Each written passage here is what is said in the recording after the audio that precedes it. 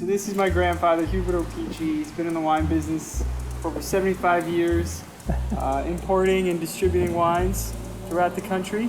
A barrel of wine sold for $50. Is that right? 1934? 1933, right. December of 33. My mother's brother died when he was 25. Her name was Botta. And he died. My father was working as a waiter in the Waldorf Astoria. My mother's brother had a wife and a baby, and she implored my father to come to New Jersey, where they had a wine business. My grandfather's usually up about 5 a.m. Then he goes for a swim.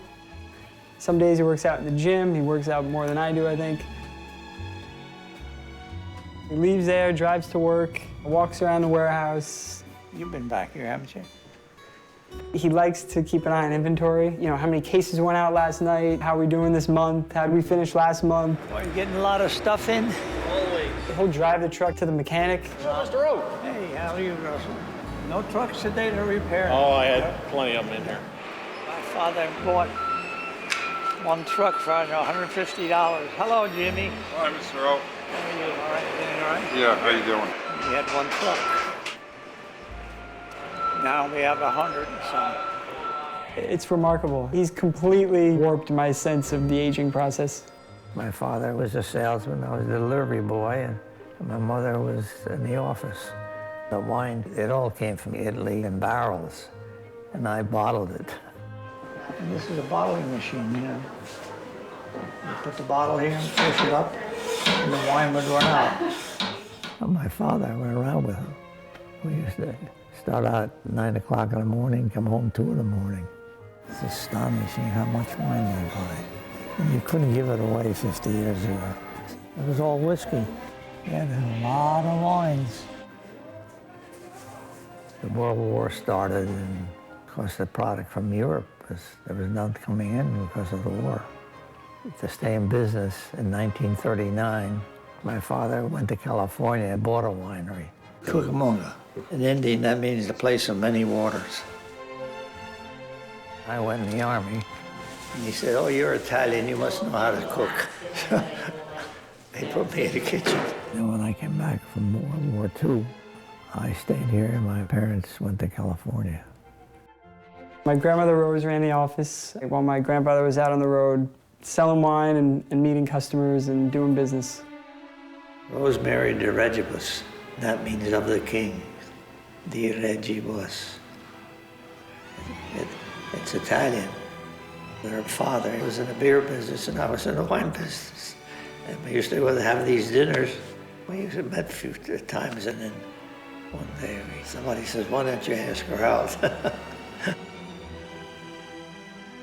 They were inseparable. I mean, a great pair. She was very loquacious. She could talk to anybody.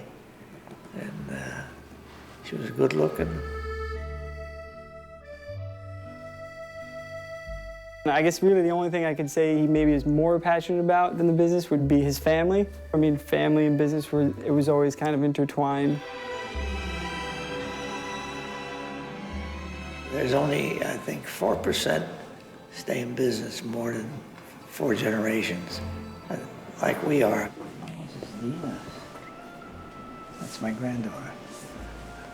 Did you see this? One of the big things that you see less today that he built the business on was his relationship with our customers. In many respects, he didn't treat them like customers. He treated them like friends. Mr. Opici, buonasera. Come va? Tutto bene? My father's first goal was always to make his customers happy, and he would do anything, whether it was morning, noon, night, whenever. We're very proud of him and all he's accomplished in his life.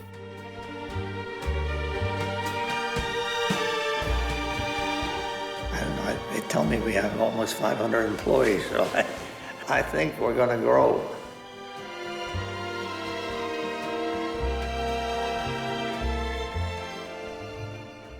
It's no longer just about family-owned businesses. It's also about major corporations who have gotten involved in our industry and managing those relationships.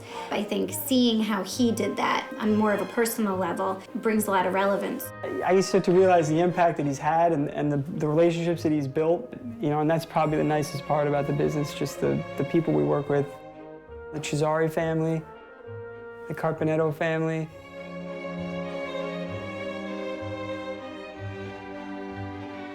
Mr. and Mrs. Mondavi, they came over, they were in our backyard, and I mean, I'm 13 years old, and even I know who Robert Mondavi is. I mean, this was like a big deal. You know, I still go out every night and eat. Stai Franco, come stai? Come va? Tutto bene? It's always a pleasure to see you. We know each other maybe more than 20 years. A great, great, great person and great friend. How would you describe yourself? A poor boy that made good.